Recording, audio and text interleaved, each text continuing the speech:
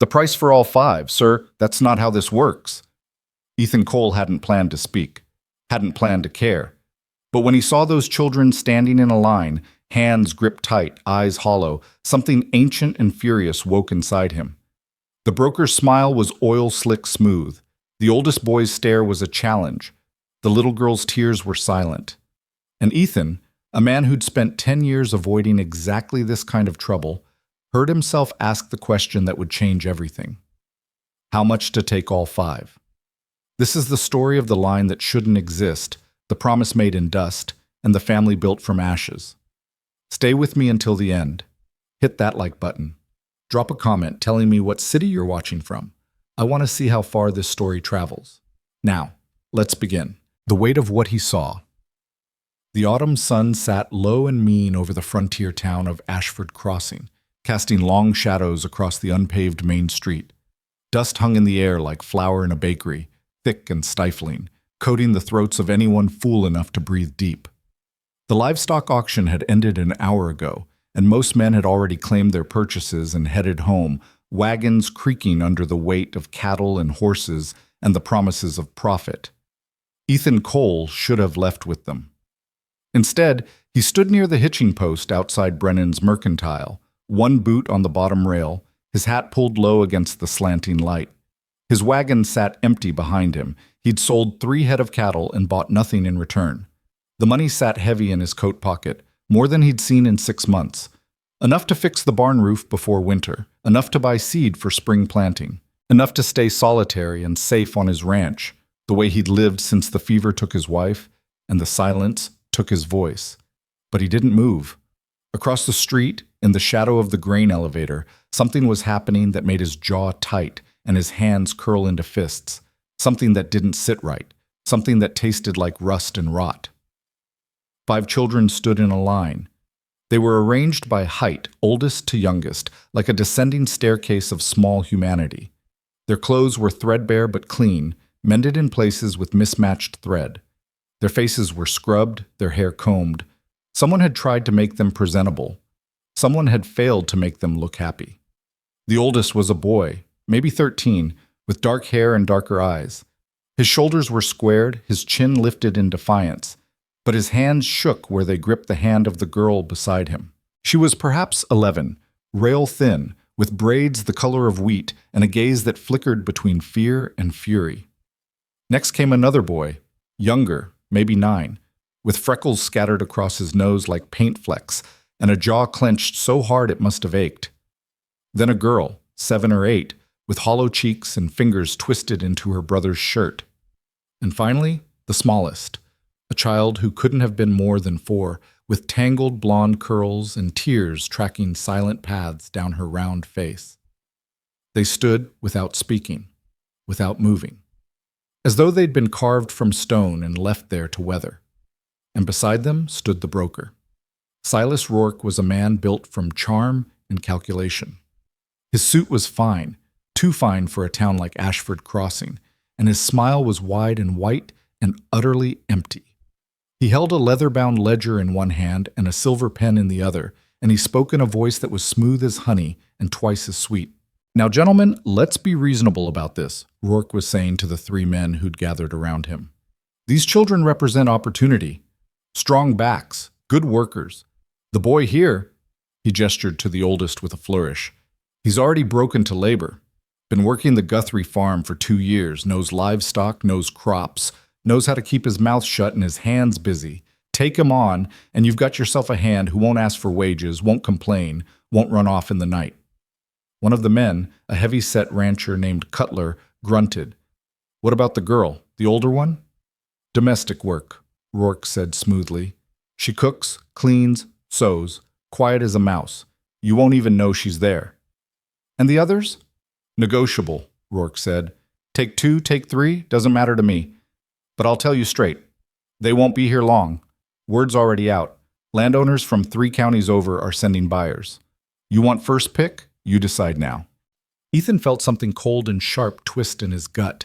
He'd heard of men like Rourke, brokers, traders, men who moved through frontier towns with contracts and smiles, selling children the way other men sold horses. It was legal, technically. Orphans and foundlings could be placed with families under labor contracts that bound them until adulthood. The law called it charity. The brokers called it business. Ethan called it something else. But it wasn't his problem. He had his own land, his own struggles, his own ghosts. He didn't need more weight on his shoulders, didn't need complications, didn't need to care. He turned to leave. And then the oldest boy looked at him. It was just a glance, a flicker of dark eyes beneath a fringe of too long hair, but it landed on Ethan like a brand, hot and searing and impossible to ignore. The boy didn't speak, didn't plead, didn't beg. He just looked, and in that look was a challenge and a condemnation all at once. You see this? You know what this is? And you're walking away. Ethan's boot hit the ground. He should have kept walking, should have climbed into his wagon, snapped the reins, and let the horse carry him home to the empty ranch and the quiet rooms and the life he'd built from solitude. Instead, he heard himself speak. How much? The word came out rough, graveled, like it had been dragged across stone. Rourke turned, one eyebrow arched, the smile never wavering. I'm sorry? Ethan stepped into the street. The dust rose around his boots. How much for all 5? The street went silent. Cutler laughed, a short barking sound. You got a plantation we don't know about, Cole. Ethan ignored him. His eyes stayed on Rourke. I asked you a question. Rourke's smile thinned. Mr. Cole, I appreciate the interest, but that's not how this works. These children are being placed individually, matched with families who can provide. I can provide, Ethan said. His voice was flat, hard. I've got land. I've got a house. I've got work. And I've got the money to pay you. So I'll ask one more time. How much for all 5? Rourke's eyes narrowed. The pen tapped against the ledger, a soft, rhythmic sound. It's irregular. That's not an answer. The boy alone would cost you $80, Rourke said slowly. The older girl, $60. The others, $40 each. That's $280 total, plus the contract fees, the processing charges, the $300, Ethan said. Cash. Right now. Take it or leave it. The pen stopped tapping. Cutler swore under his breath. The other men shifted, uneasy. Rourke studied Ethan with the cool, assessing gaze of a man who'd spent his life reading desperation and profit in equal measure. You're serious. Dead serious. You understand what you're taking on? 5 children, 5 mouths to feed, 5 bodies to clothe and shelter. They're not puppies, Mr. Cole. They require care, attention, discipline. I understand. And you're prepared to sign the contracts, all 5 binding, until they reach majority age or fulfill their terms? I am. Rourke's smile returned, colder now. Then you're either the kindest fool I've ever met or the dumbest rancher in 3 territories. Probably both, Ethan said. Do we have a deal or not? For a long moment, Rourke said nothing. Then he snapped the ledger shut. 1 hour. Bring the money to the land office. I'll have the papers drawn up. Ethan nodded once. He didn't look at the children, didn't look at Cutler or the other men, or the curious faces beginning to gather along the street. He just turned and walked back to his wagon, climbed onto the seat, and drove toward the bank. Behind him, the oldest boy exhaled, a sound so quiet it was almost a sob. The devil in the details. The land office smelled like ink and old paper, and the sour sweat of men who spent their days shuffling documents and counting other people's money. Ethan sat in a straight-backed chair, his hat in his lap, while Rourke laid out 5 contracts on the desk between them. Standard placement terms, Rourke was saying, his pen scratching across the pages. The children remain under your care until they reach 18 years of age or until the terms of labor are fulfilled. You provide food, shelter, clothing, and basic education. In return, they provide labor commensurate with their age and ability. You are not obligated to pay wages, but you may do so at your discretion. Any attempt to flee or breach the contract will result in legal penalties, including, he glanced up, his smile thin, the forcible return of the child to your custody or reassignment to another placement. Ethan's jaw tightened. They're children, not cattle. The law sees them as assets, Mr. Cole. I'm merely ensuring you understand your rights. I understand plenty. Rourke dipped his pen in the inkwell. Sign here and here. Initial here. Ethan signed. His handwriting was blunt and blocky, each letter a small act of defiance. When the last contract was signed, he reached into his coat and pulled out a thick roll of bills, counting them onto the desk with deliberate precision. 300, he said, as agreed. Rourke counted it twice, then slipped it into his jacket. Pleasure doing business with you, Mr. Cole. The children are yours. He stood, adjusted his cuffs, and extended a hand. Ethan didn't take it. Rourke's smile flickered. A word of advice, if you'll permit it. Don't let sentiment cloud your judgment. These children have been through more than you can imagine. Some of them are broken in ways you can't see. The oldest boy, Lucas, he's got a temper. The girl, Mara, she's stubborn. The little one cries at night. You'll need a firm hand if you want to make this work. Ethan stood slowly. I didn't ask for advice. No, Rourke said, but you'll remember it, especially when things get difficult. He tipped his hat. Good luck, Mr. Cole. You're going to need it. The line breaks. They were waiting outside the land office when Ethan emerged, still standing in that terrible, silent line. The sun had dropped lower, painting the sky in shades of rust and ash. A few townspeople lingered nearby, watching with the idle curiosity of those who had nothing better to do. Ethan stopped in front of the children. Up close, they looked even smaller, even more fragile. The oldest boy, Lucas, stood rigid, his eyes locked on Ethan's face with that same burning intensity.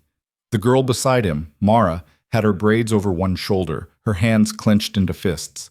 The freckled boy, Noah, was trembling just slightly. The hollow-cheeked girl, Elise, had gone pale. And the little one, Poppy, was still crying, silent and steady, like a spring that would never run dry. Ethan crouched down, lowering himself to their level. His knees protested, stiff from years of hard work, but he ignored the ache. He pulled off his hat and held it in both hands. My name's Ethan Cole, he said quietly.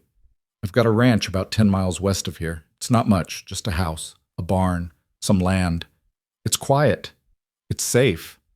And as of about 20 minutes ago, it's yours. Lucas's eyes narrowed. Yours? Ours, Ethan corrected. I'm not interested in splitting you up.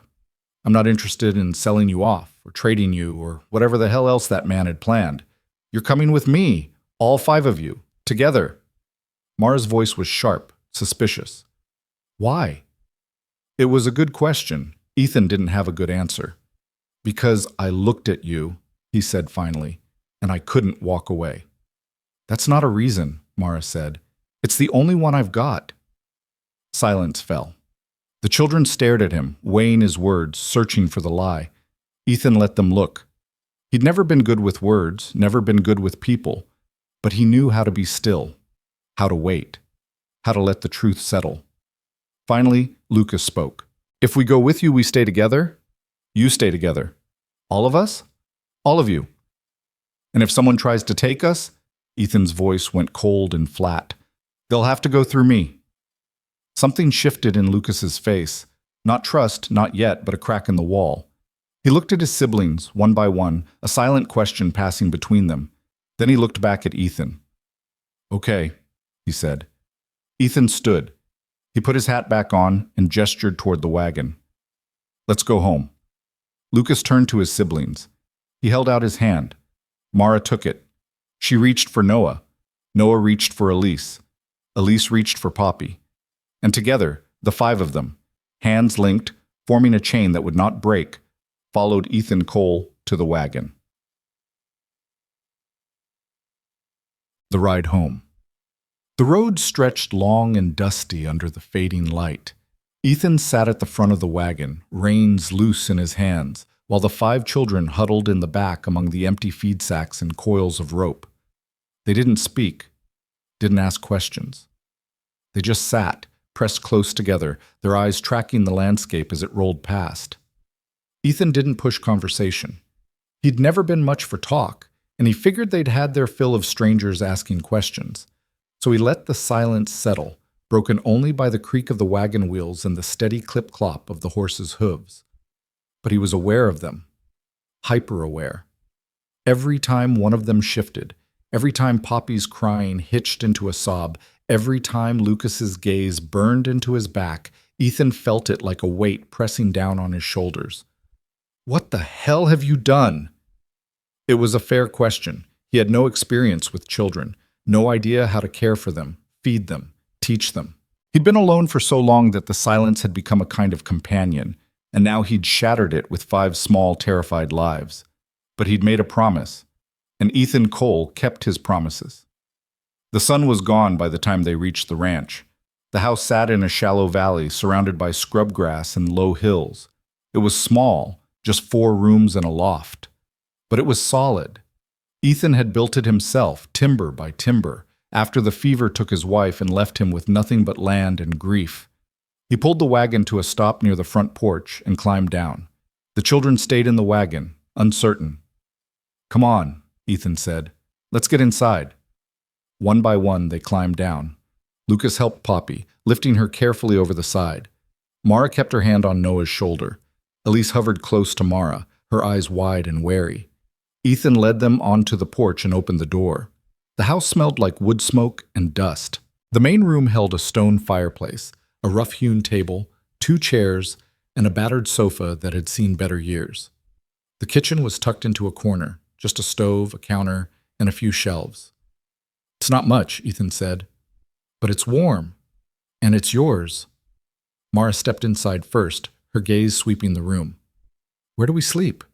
Ethan pointed to the loft. "Up there. I've got blankets and bedding. I'll get it set up tonight." "What about you?" "Down here." Lucas frowned. "You're giving us your room?" "Wasn't using it much anyway," Ethan said. He crossed to the fireplace and began stacking kindling. "There's a pump out back for water. Outhouse is past the barn. I'll cook something simple tonight, beans and bread. Tomorrow we'll figure out the rest." He struck a match and lit the fire. The flames caught quickly, casting flickering light across the room. Slowly, cautiously, the children moved closer to the warmth. Poppy sank onto the floor near the hearth, her thumb in her mouth. Elise sat beside her, wrapping an arm around her shoulders. Noah stood near the table, his fingers drumming nervously against the wood. Mara hovered near the door as though ready to run. And Lucas watched Ethan with those dark, unreadable eyes. "Why are you doing this?" Lucas asked quietly. Ethan paused, the poker still in his hand. He stared into the fire, watching the flames dance and twist. Because someone should have done it a long time ago. Lucas said nothing, but after a moment he sat down near his sisters, and the tension in his shoulders eased, just a fraction. Ethan cooked beans over the fire and sliced thick hunks of bread from the loaf in the kitchen. The children ate in silence, their heads bowed over their plates. When they finished, Ethan carried bedding up to the loft, quilts and wool blankets and 2 old pillows that smelled faintly of lavender. "Get some sleep," he said. "Tomorrow's going to be a long day." Lucas nodded. He herded his siblings up the ladder one by one until all 5 of them were tucked into the loft, their small bodies lost in the folds of blankets. Ethan stood at the bottom of the ladder for a long moment, listening to the quiet sounds above. Poppy's sniffling, Elise's whispered reassurances, Noah's restless shifting. Then he turned and walked back to the fire. He sat in the chair nearest the hearth, his hands folded in his lap, and stared into the flames. The house was no longer empty, and for the first time in 10 years, Ethan Cole didn't feel alone. But he knew that this was only the beginning, that whatever came next would test him in ways he couldn't yet imagine, that the men who profited from children like Lucas and Mara and Noah wouldn't simply let them go without a fight. And he knew, with a certainty that settled deep in his bones, that he would fight. For them. For all of them. Because they'd taken his hand, and he'd made a promise. The first light of dawn came cold and gray, seeping through the gaps in the shutters like water through a sieve. Ethan woke in the chair by the fireplace, his neck stiff and his back aching from the awkward angle. The fire had burned down to embers, glowing faint and red in the ashen darkness. For a moment, he sat very still, disoriented by the unfamiliar weight of presence in the house, the sound of breathing that wasn't his own, the creak of the loft floorboards, the whisper of blankets shifting. Then he remembered. 5 children. 5 lives. 5 promises made in dust. He stood slowly, working the kinks from his shoulders, and crossed to the window. Outside, the ranch lay quiet under a sky the color of pewter. The barn needed mucking, the fence line needed walking, the chickens needed feeding. Work waited for no man, and certainly not for a man who just complicated his life beyond measure. But first, breakfast. Ethan moved through the kitchen with the efficiency of long practice, stoking the stove, setting water to boil, slicing salt pork into a cast iron skillet. The smell of frying meat filled the room, rich and savory. He mixed cornmeal and water into a thick batter, poured it into a second pan and let it sizzle. Simple food, frontier food. But it was hot, and it was filling, and that was all that mattered. Above him, he heard stirring, footsteps on the loft floor. Whispered voices, urgent and low. Then Lucas appeared at the top of the ladder, his hair wild from sleep, his eyes sharp and wary. "Morning," Ethan said without looking up. "Come on down. Bring the others." Lucas hesitated, then descended. One by one, the siblings followed. Mara with her braids undone and falling loose around her shoulders, Noah rubbing sleep from his eyes, Elise clutching Poppy's hand as the little girl stumbled down the ladder on unsteady legs. They gathered near the table, uncertain, like birds perched on a fence, ready to take flight at the first sign of danger. Ethan filled 5 tin plates with pork and cornbread, set them on the table, then poured water into 5 cups. "Sit," he said. "Eat." They sat. They ate. But their eyes never left him, watching his every movement with the hypervigilance of creatures who'd learned that safety was temporary, and trust was a luxury they couldn't afford. Ethan filled his own plate and sat at the far end of the table. He ate slowly, methodically, giving them space to breathe. When Noah reached for a second piece of cornbread, hesitating halfway, Ethan pushed the plate closer without comment. When Poppy started to cry, soft, hitching sobs that she tried to muffle against Elise's shoulder, he didn't tell her to stop. He just let her cry. When the meal was finished, Ethan stood and collected the plates. "Lucas, Mara, come with me. We need to talk. The rest of you, stay inside where it's warm." Lucas's jaw tightened, but he nodded. Mara followed him with that same coiled tension, her hands balled into fists. Ethan led them outside onto the porch, where the morning air bit sharp and cold. He leaned against the railing and faced them. "Here's how this is going to work," he said. "This ranch runs on work. There's no way around it. I've got livestock to tend, land to maintain, repairs to make before winter sets in hard. I can't do it alone, and I won't pretend otherwise. So you're going to help."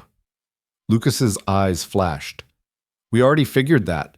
You bought us. You own us. We're not stupid." "I didn't buy you," Ethan said, his voice flat and hard. "I paid a man to stop selling you. There's a difference." "Is there?"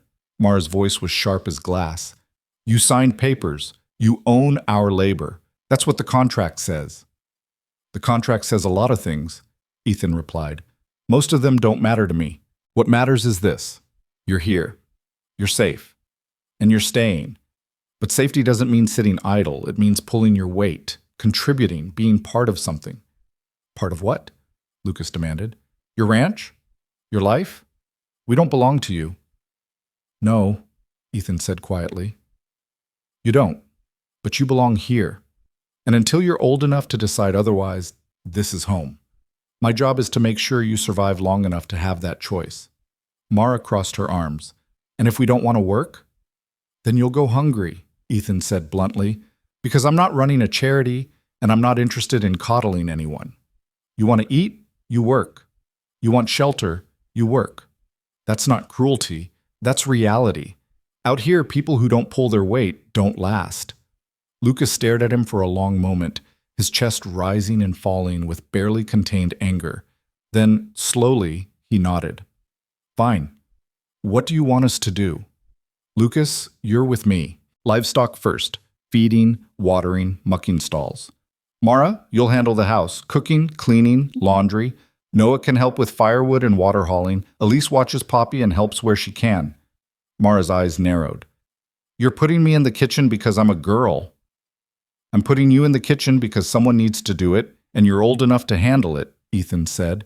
If you'd rather muck stalls, Lucas can cook.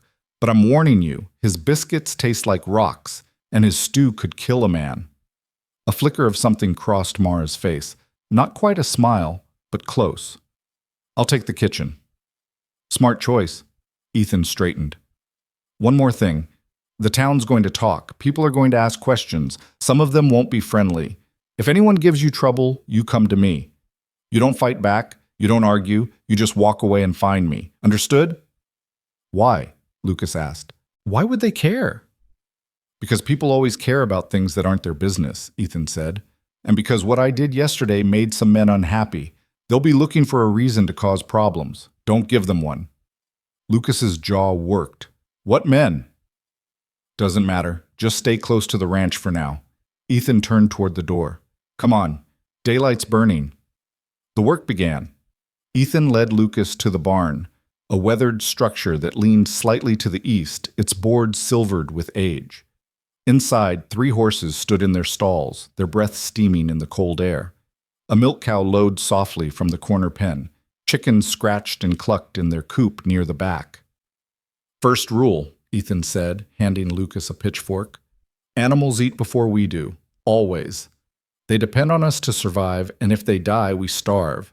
So we take care of them, every day, no exceptions. Lucas took the pitchfork, his hands gripping the worn wood. I've done this before. I figured. Ethan grabbed a second fork. The broker said you worked the Guthrie farm. Lucas's face went hard. For 2 years, 12 hours a day, no pay, no days off. Guthrie's son used to beat me with a strap if I was too slow. He looked at Ethan, defiant. That what you're planning? No. Ethan's voice was quiet. That's not what I'm planning. They worked in silence, mucking stalls, spreading fresh hay, filling water troughs. Lucas moved with the efficiency of long practice, his movements economical and precise. Ethan watched him from the corner of his eye, noting the way the boy's shoulders tensed whenever Ethan came too close, the way his hands shook when he thought no one was looking.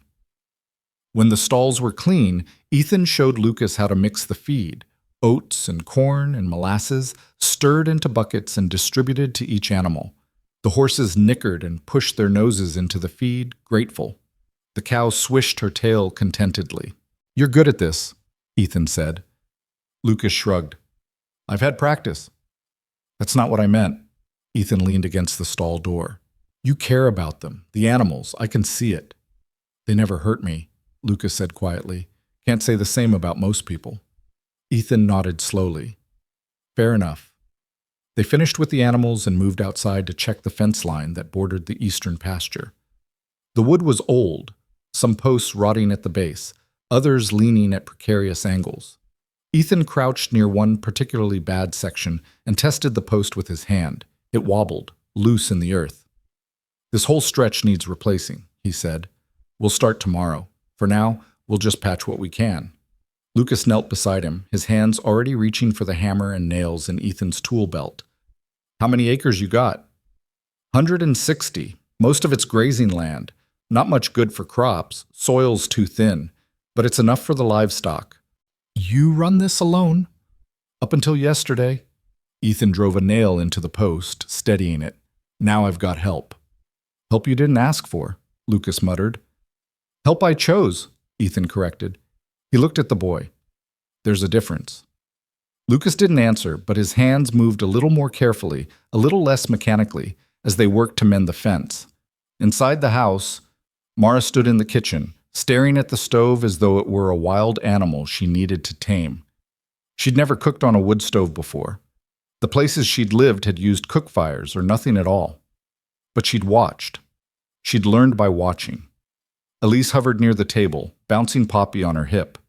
The little girl had stopped crying, but her eyes were red-rimmed and glassy.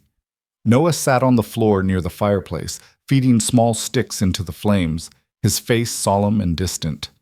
Okay, Mara said aloud, more to herself than anyone else. He said there's beans in the pantry, and flour, and something else. She crossed to the narrow cupboard and pulled open the door. Inside were sacks of cornmeal, dried beans, a jar of molasses, a tin of lard. Basic staples. Frontier staples. She could work with this. Mara hauled a sack of beans onto the counter and measured out a generous portion, dumping them into a pot. She added water from the bucket near the door, then set the pot on the stove to simmer. Cornbread next. She mixed meal and water and a dollop of molasses, poured it into a greased pan, and slid it into the oven compartment built into the stove's side. "Can I help?" Elise's voice was small, tentative. Mara glanced at her. "Can you peel potatoes?" "I think so." "Then grab that sack over there and start peeling. We'll fry them with the beans." Elise set Poppy down gently on the floor and crossed to the pantry. She worked slowly, carefully, her small hands gripping the paring knife with exaggerated caution. Mara watched her for a moment, then returned to the stove. The kitchen filled with the smell of cooking food, earthy beans, sweet cornbread, the sharp bite of frying potatoes. It was a good smell, a safe smell. Mara stirred the pot and tried not to think about the last kitchen she'd worked in, the one where the woman had screamed at her for burning the biscuits and the man had locked her in the cellar overnight for spilling milk. She tried not to think about the fear that had lived in her chest like a stone, heavy and immovable. But here, in this small, spare kitchen, with Elise humming softly beside her and Poppy playing with a wooden spoon on the floor, the stone felt a little lighter. When noon came, Ethan and Lucas returned to the house, their boots caked with mud, their hands stained with dirt. Ethan washed at the pump outside, then led Lucas to the table. Mara set out plates of beans, fried potatoes, and thick slices of cornbread. She didn't say anything, just watched, waiting for judgment. Ethan took a bite, chewed, swallowed, then nodded. Good. Real good. Mara exhaled, a breath she hadn't realized she'd been holding. Thank you. Don't thank me. You did the work. Ethan looked at the others. Everyone eat. We've got a long afternoon ahead. They ate, and for the first time since arriving, the silence at the table didn't feel oppressive. It felt almost comfortable. That afternoon, Ethan taught Noah how to split firewood. The boy was small for his age, his arms thin and wiry, but he attacked the task with a ferocity that surprised Ethan. He swung the axe with both hands, his face set in fierce concentration, and when the log split clean down the middle, he grinned, a quick, fleeting expression that vanished almost as soon as it appeared. Good, Ethan said. Again. Noah split another log, and another. His arms began to tremble with exhaustion, but he didn't stop, didn't complain, just kept swinging until Ethan finally took the axe from his hands. That's enough for today. Stack the wood near the porch. Noah nodded, breathing hard. He gathered the split logs into his arms and carried them to the porch in careful trips, his legs shaking beneath him. When the last piece was stacked, he sat down heavily on the steps, his head in his hands. Ethan sat beside him. You did good work. Noah looked up, his eyes uncertain. Really? Really? I thought... Noah's voice faltered. I thought you'd be angry, that I was too slow. Slow's fine, Ethan said. Slow means careful. Careful means you keep all your fingers. He held up his own hands, showing the old scars that crisscrossed his knuckles. I wasn't always careful. Noah's lips twitched, not quite a smile, but close. I'll try to be careful. That's all I ask. They sat in silence for a while, watching the sun dip lower in the sky. Then Noah spoke again, his voice barely above a whisper. Are you really going to keep us? All of us? Ethan looked at him. Yes. But why? You don't even know us. Don't need to know you, Ethan said. I just need to keep my word. Noah frowned. What word? The one I made yesterday. That you'd stay together. Ethan stood, brushing dirt from his pants. Come on, let's get inside before you freeze. That night, after the supper dishes were washed and put away, after the fire was banked and the children had climbed into the loft, Ethan sat alone in the main room, a cup of coffee growing cold in his hands. He stared into the dying embers and tried to calculate what he'd done. 5 children, 5 mouths, 5 bodies. The money from the cattle sale was gone, spent in a single afternoon on contracts and promises. Winter was coming, and his stores were low. He'd need to hunt, to trap, to stretch every resource as far as it would go. And even then, he wasn't sure it would be enough. But he'd made his choice, and he'd live with it. A creak on the stairs made him look up. Lucas stood at the edge of the loft, silhouetted against the darkness. "Can't sleep?" Ethan asked. Lucas descended slowly, his bare feet silent on the wood. He sat on the bottom step, his arms wrapped around his knees. "Poppy's having nightmares. Elise is with her." Ethan nodded. "She'll settle. Give her time." "Time doesn't fix everything," Lucas said bitterly. "No, but it helps." Lucas was quiet for a moment. Then he spoke, his voice low and raw. "Rourke said you were a fool, that you'd regret this. Maybe I will. So why do it? Why take us?" Ethan set his cup down. "You want the truth?" "Yes." "I don't know." Ethan met the boy's eyes. "I looked at you, and I couldn't leave. That's not a good reason. It's probably not even a smart reason, but it's the truth." Lucas stared at him. "You really didn't have a plan, did you?" "Not even a little bit." A faint, bitter laugh escaped Lucas's throat. "We're all going to die out here." "Maybe," Ethan said, "or maybe we'll figure it out, one day at a time." Lucas shook his head, but the anger in his face had softened into something closer to exhaustion. "Elise thinks you're a hero. Poppy thinks you're magic. Noah thinks you're testing us." He paused. "Mara thinks you'll sell us the first time things get hard." "And you?" Ethan asked. "What do you think?" Lucas looked away. "I think you're a man who made a stupid choice, and I think we're all going to pay for it." Ethan didn't argue. He just nodded. "Fair enough." Lucas stood, started back toward the loft. Then he stopped. "But thank you for the stupid choice." Ethan said nothing, but he watched the boy disappear into the shadows above and felt the weight on his shoulders grow a little heavier and a little easier to bear. The days began to blur together, settling into a rhythm dictated by necessity and survival. Sunrise brought chores, feeding animals, hauling water, chopping wood. Midday brought meals that grew more confident under Mara's careful hands. Afternoon brought repairs, lessons in ranch work, the slow process of preparing for winter. Evening brought exhaustion, supper, and the quiet settling of 5 small bodies into the loft above. Lucas worked beside Ethan from dawn to dusk, his hands growing calloused, his shoulders growing broader. He didn't speak much, but he listened. And he learned how to mend harness leather, how to read the sky for weather, how to gentle a skittish horse with patience instead of force. Mara claimed the kitchen as her domain and defended it fiercely.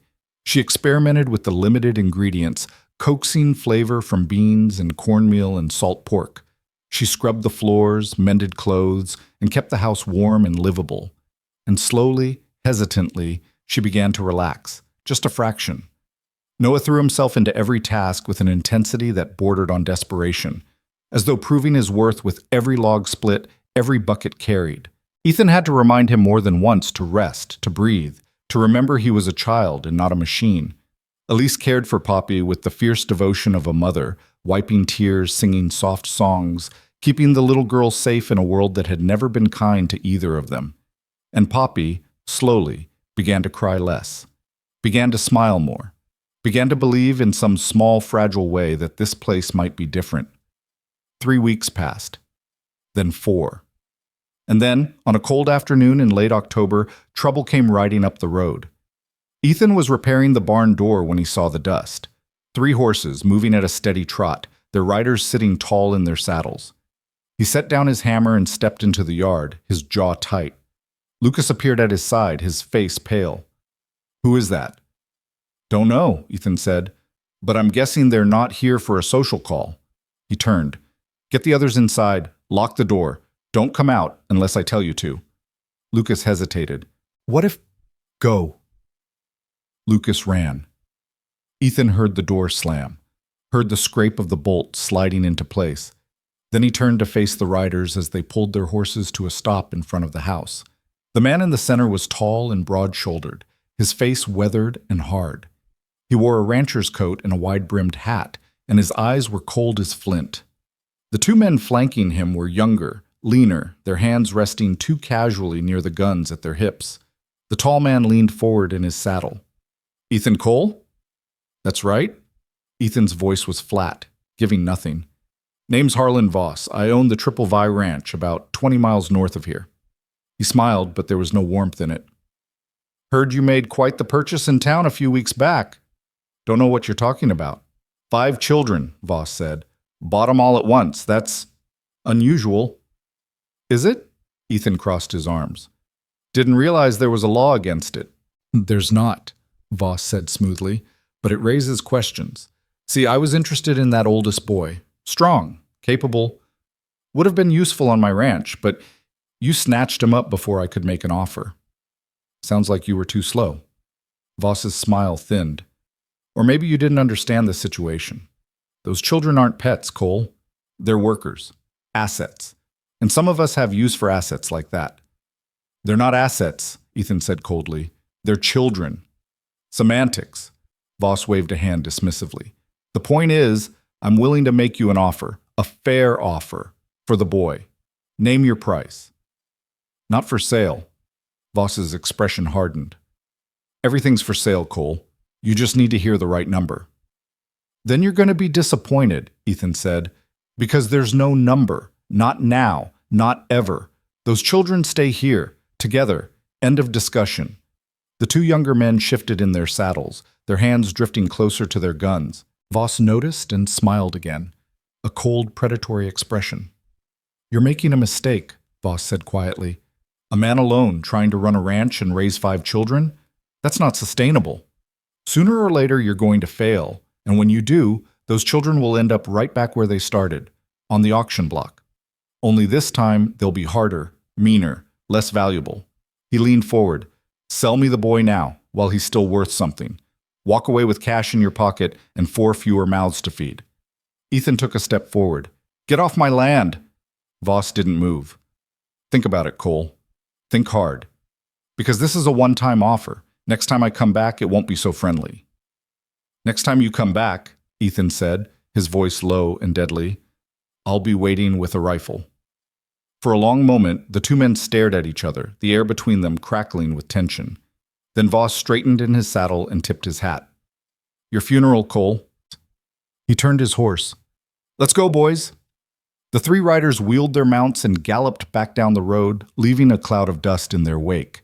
Ethan stood in the yard until they were out of sight. Then he turned and walked to the house, knocked twice on the door. It's me. Open up. The bolt slid back. The door opened. Lucas stood there, his face ashen, his fists clenched.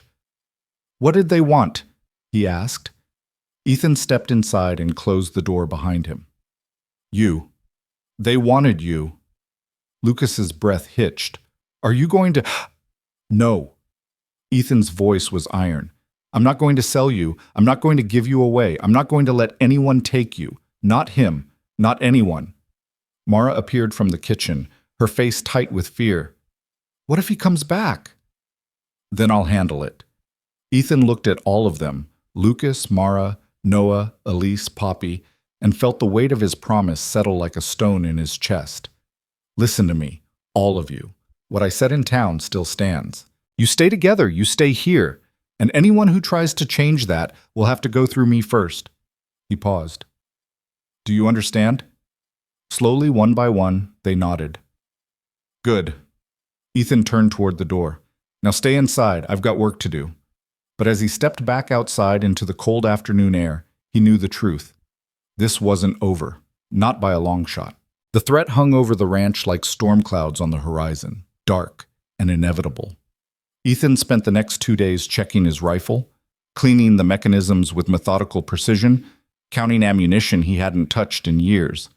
He set the gun by the door where he could reach it quickly, and at night he slept in the chair with his boots on, listening to every creak of the house, every whisper of wind against the shutters.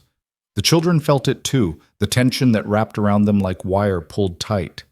Lucas worked with his jaw clenched and his eyes constantly scanning the horizon.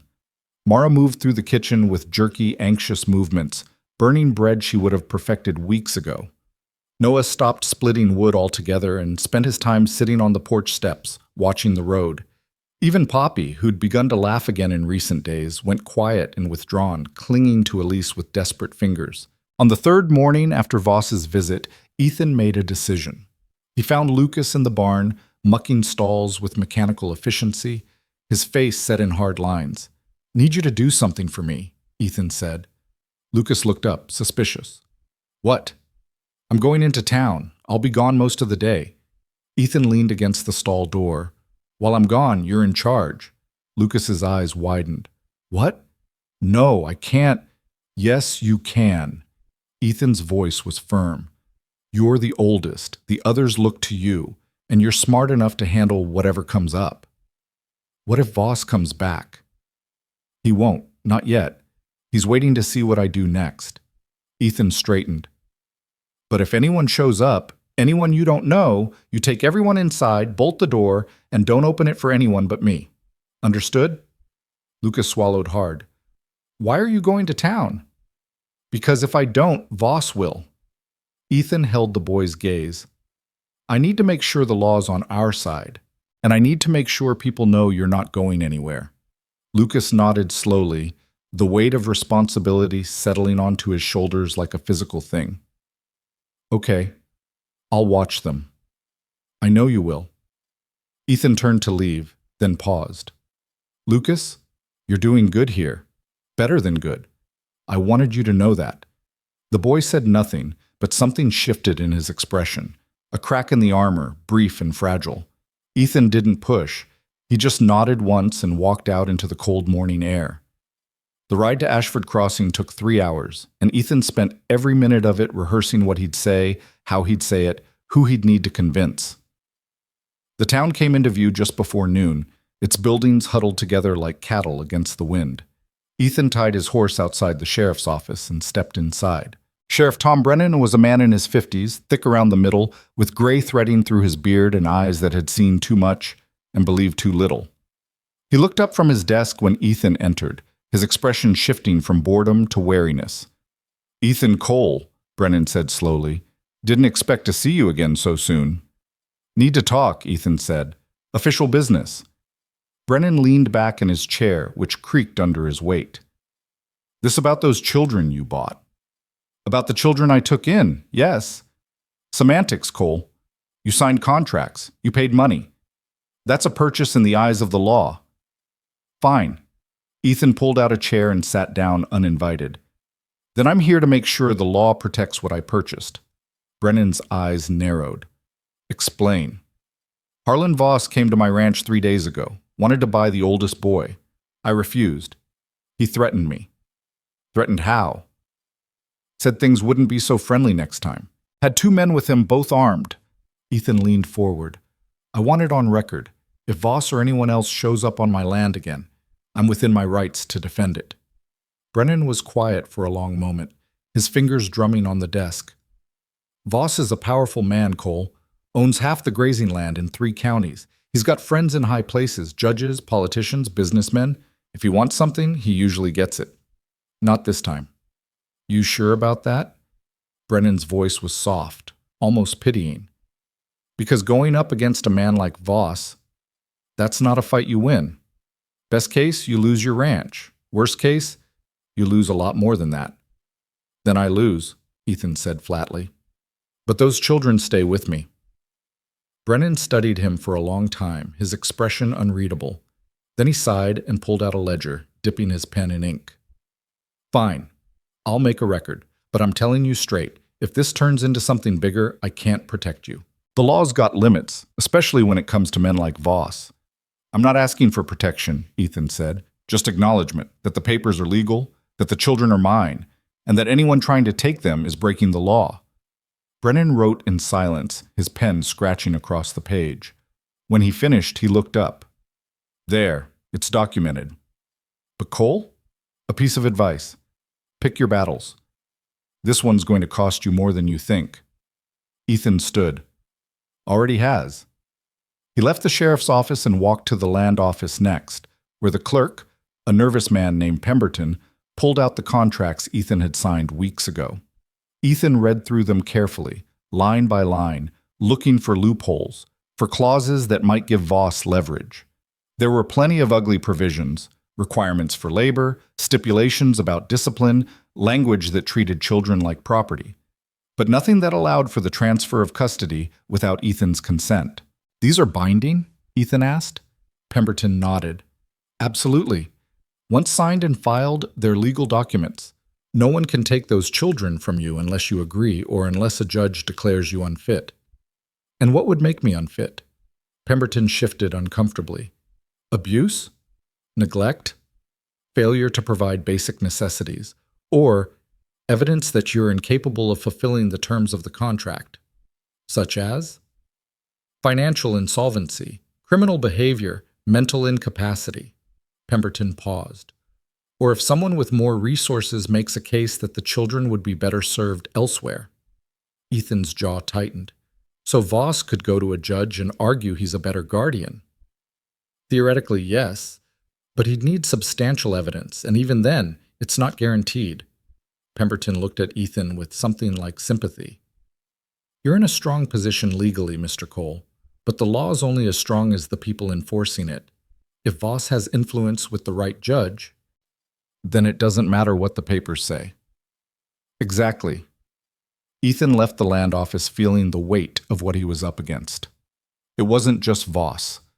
It was a system designed to favor men with money and power, a system that saw children as commodities and men like Ethan as obstacles.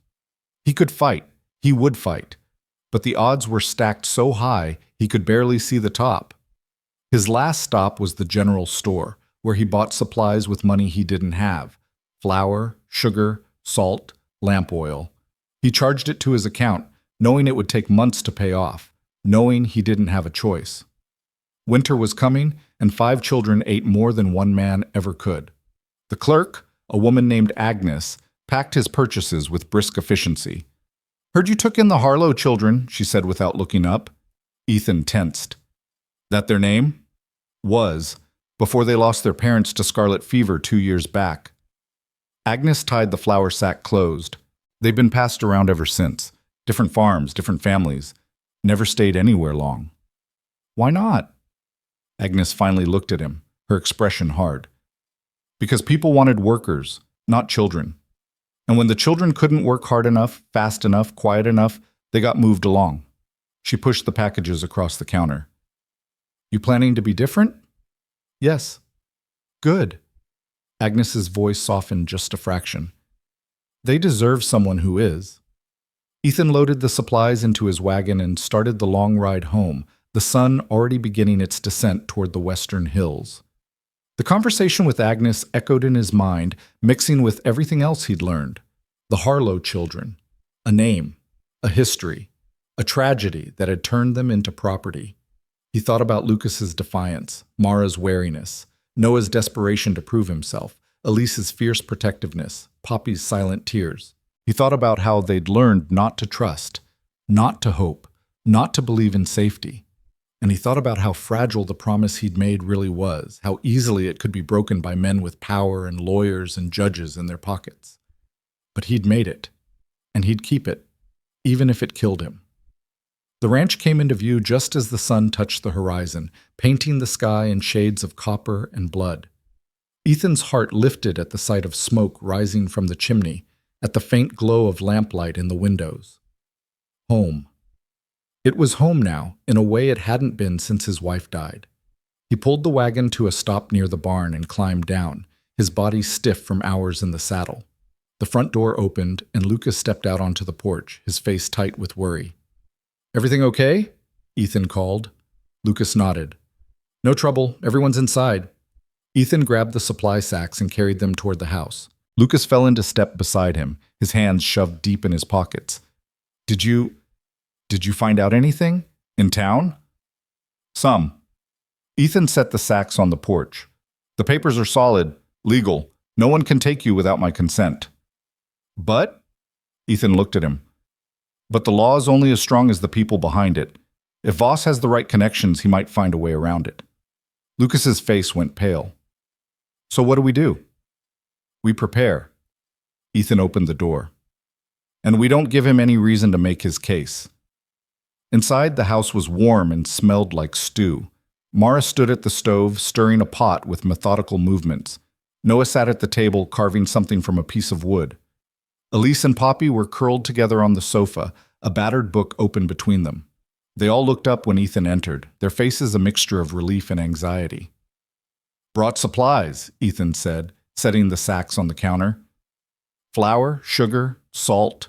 Should last us through winter if we're careful." Mara nodded. "I made stew. It's ready whenever you are." "Give me a minute to wash up." Ethan crossed to the basin near the door, scrubbing the dust from his hands and face. When he turned back, all 5 children were watching him with that same intense, searching gaze, waiting, hoping, afraid. He sat down at the table, and they gathered around him, Lucas on his left, Mara on his right, the others filling in the spaces between. Mara ladled stew into bowls, her hands steady despite the tremor in her shoulders. They ate in silence, the only sound the clink of spoons against tin and the crackle of the fire. Finally, Lucas spoke. "Are we safe?" Ethan set down his spoon. He could have lied, could have told them everything would be fine, that Voss would leave them alone, that the law would protect them, but they deserved better than pretty lies. "For now," he said. "But Voss isn't going to give up. He's a man who's used to getting what he wants, and he wants Lucas. So we need to be smart. We need to be careful, and we need to be ready." "Ready for what?" Mara asked, her voice tight. "For whatever comes next." Ethan looked at each of them in turn. "I won't lie to you. This might get worse before it gets better. Voss has money, influence, friends in high places. He could make trouble for us, legal trouble, or worse. But I want you to know this. No matter what happens, I'm not giving you up. Not Lucas, not any of you. We're in this together, and we're going to see it through." Noah's voice was small. "What if he takes us anyway?" "He won't." Ethan's voice was iron. "Because I won't let him." Poppy started to cry, soft, hiccuping sobs that she tried to muffle against Elise's shoulder. Elise wrapped her arms around the little girl and whispered soothing words, but her own eyes were bright with tears. Mara stood abruptly, her chair scraping against the floor. "This is our fault. We're the reason you're in danger. If we'd never come here—" "Stop." Ethan's voice cut through the rising panic. "This isn't your fault. You didn't ask for any of this. You didn't ask to lose your parents, to be sold like livestock, to be treated like you don't matter. None of this is on you." "Then whose fault is it?" Mara's voice cracked. "Because someone has to take the blame." "Voss," Ethan said quietly. "Men like him. A system that treats children like property. But not you. Never you." Mara sank back into her chair, her face in her hands. Lucas reached over and gripped her shoulder, and she leaned into him, shaking with silent sobs. Noah stared at his bowl, his jaw clenched. Elise held Poppy tighter. And Ethan sat at the head of the table, surrounded by the weight of promises he'd made and the fear he couldn't erase. That night, after the children had gone to bed, Ethan stood on the porch and stared out at the darkness. The stars were bright and cold overhead, indifferent to the struggles of the small lives below. He thought about his wife, about the dreams they'd had for this place, about the family they'd planned to raise. She would have loved these children, he thought, would have opened her arms and her heart without hesitation. He missed her warmth, her laughter, her certainty that everything would work out if you just tried hard enough. But she was gone, and he was here, and the only thing he could do was keep moving forward. A creak behind him made him turn. Lucas stood in the doorway, wrapped in a blanket, his face shadowed. "Can't sleep?" Ethan asked. Lucas shook his head. "Keep thinking about what you said, about being ready." "It's going to be okay." "You don't know that." "No," Ethan admitted. "I don't, but I believe it, and sometimes that's enough." Lucas stepped onto the porch, his bare feet silent on the wood. "What if we lose?" "Then we lose together." Ethan looked at him. "But we don't quit. We don't give up, and we don't let them break us." Lucas was quiet for a long time. Then he nodded, a small, almost imperceptible movement. "Okay." They stood together in the darkness, two figures silhouetted against the lamplight spilling from the house.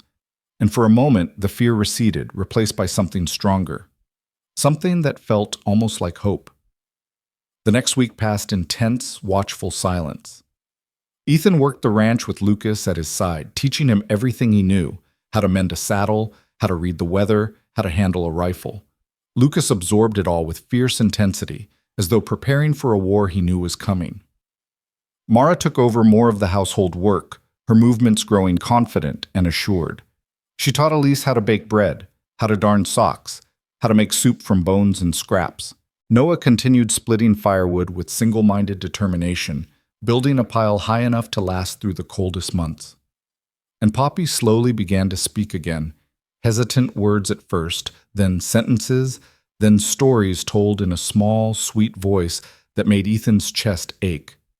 They were becoming a family, not by blood, but by choice, by necessity, by the slow, patient work of learning to trust. And then, on a gray morning in early November, the threat returned. Ethan was repairing the chicken coop when he heard the horses. He straightened, his hand instinctively moving to the rifle leaning against the fence post. Lucas, who'd been working nearby, froze. "Inside," Ethan said quietly. "Now." Lucas ran. Ethan picked up the rifle and walked to the front of the house, where two riders sat waiting. One was Harlan Voss, his expression cold and smug. The other was a man Ethan didn't recognize. Thin, pale, dressed in a dark suit with a leather satchel slung over his shoulder. Voss smiled. "Morning, Cole." Ethan didn't answer. He just stood with the rifle cradled in his arms, his face hard. "This is Mr. Aldrich," Voss said, gesturing to the man beside him. "He's a lawyer, and he's here to deliver a summons." Aldrich dismounted and pulled a folded paper from his satchel. He approached Ethan with careful steps, as though approaching a dangerous animal. "Mr. Cole, you're being summoned to appear before Judge Harrington in 3 days' time. There's been a petition filed regarding the welfare of the 5 minors currently in your custody." Ethan took the paper, his jaw tight. "A petition by who?" "Mr. Voss," Aldrich said smoothly. "He's concerned that you may not be able to provide adequate care for so many children. He's requested a hearing to determine whether the custody arrangement should be reviewed." "Reviewed," Ethan repeated, his voice flat. "Or revised," Voss said from his horse, his smile widening. "Depending on what the judge decides." Ethan crumpled the summons in his fist. "You can't do this." "I can," Voss said, "and I am. See, Cole, you're a good man. I can see that. But good doesn't feed children. Good doesn't keep a roof over their heads. Good doesn't prepare them for the harsh realities of this world." He leaned forward in his saddle. "I can give that boy opportunities you never could. A real future. And all you have to do is admit you're in over your head." "Get off my land." Voss straightened. 3 days, Cole. You don't show up, the judge rules in my favor by default. And then those children, all 5 of them, go right back to the broker. Maybe I'll buy the boy. Maybe someone else will buy the others. Either way, they'll be split up, scattered. He paused. "Unless you do the smart thing and work with me." Ethan raised the rifle, not pointing it, just holding it ready. "I said get off my land." Aldrich scrambled back to his horse. Voss held Ethan's gaze for a moment longer, then turned his mount and rode away, the lawyer following close behind. Ethan stood in the yard until they were out of sight. Then he lowered the rifle, his hands shaking with rage and fear. The door opened behind him, and Lucas stepped out, his face white. "What does it mean?" Lucas asked. Ethan looked at the crumpled summons in his hand. "It means we're going to court." "Can we win?" Ethan didn't answer, because he didn't know, and the not knowing was worse than any bullet. Inside, he gathered the children around the table and told them everything. About the summons, about the hearing, about Voss's plan to take Lucas and scatter the rest of them to whoever would pay. The fear in their eyes was a living thing, sharp and terrible. "What do we do?" Mara whispered. Ethan folded his hands on the table. "We fight. We go to that hearing and we tell the truth. We show the judge that you're safe here, that you're cared for, that you belong together." "And if he doesn't listen," Noah asked, "then we figure out the next step." Ethan looked at each of them. "But we don't quit. We don't give up. And we don't let them win." Lucas stood abruptly, his chair clattering to the floor. "This is my fault. He wants me. If I just go with him—" "No!" Ethan's voice cracked like a whip. "Absolutely not. We don't sacrifice one to save the others. That's not how family works. But we're not. Lucas stopped, his voice breaking. We are, Ethan said quietly. We are family. Maybe not by blood, but by choice. And family doesn't leave anyone behind. Lucas sank back into his chair, his face in his hands. Mara reached over and took his hand, squeezing hard. Noah moved closer, his shoulder pressing against Lucas's. Elise wrapped her arms around Poppy, her chin resting on the little girl's head. And Ethan sat at the head of the table, looking at these 5 broken, brave children, and felt the full weight of what he'd taken on. He'd made a promise in dust and desperation. Now he'd have to keep it in blood and fire. 3 days. 3 days to prepare for a fight he might not win. 3 days to hold together a family that the world wanted to tear apart. But he'd do it. He'd stand in that courtroom and fight with everything he had, because they'd taken his hand, and he'd sworn they'd stay together, no matter what. The 3 days before the hearing passed like a slow hemorrhage, each hour bleeding into the next with agonizing inevitability. Ethan worked with mechanical precision, his hands moving through familiar tasks while his mind churned through strategies, arguments, words he could use to convince a judge that these children belonged with him and not scattered to the winds like seeds nobody wanted. He cleaned himself up on the second day, scrubbing away weeks of ranch dirt, trimming his beard, finding the one decent shirt he owned that didn't have holes in the elbows. Mara watched him from the kitchen doorway, her arms crossed, her expression unreadable. "You look different," she said quietly. "Need to look respectable," Ethan replied, struggling with the collar button. "Judges care about that sort of thing." "Do they care about the truth?" Ethan's hand stilled. "I hope so."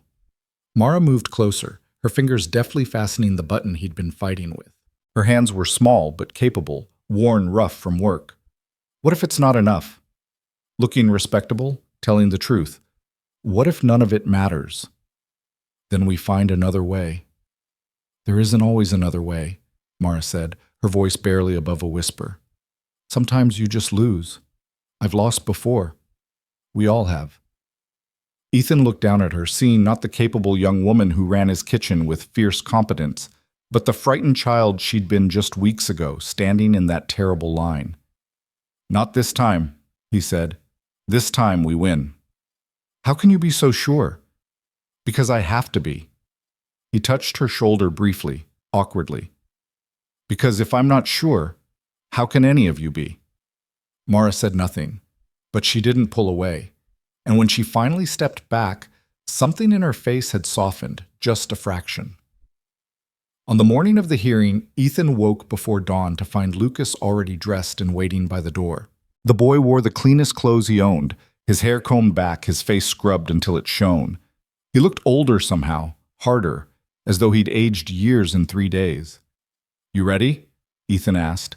Lucas nodded stiffly. "Are you?" "No, but we're going anyway." They left the others behind with strict instructions to stay inside, to keep the door bolted, to not open it for anyone. Mara had argued, wanting to come, wanting to stand beside them and fight. But Ethan had refused. If things went badly, if Voss somehow won, he needed the others safe and together. He needed them to have a chance to run if it came to that. The ride to town was silent. Lucas sat rigid beside him on the wagon seat, his hands gripping his knees until his knuckles went white. Ethan wanted to say something reassuring, something that would ease the terror he could feel radiating from the boy.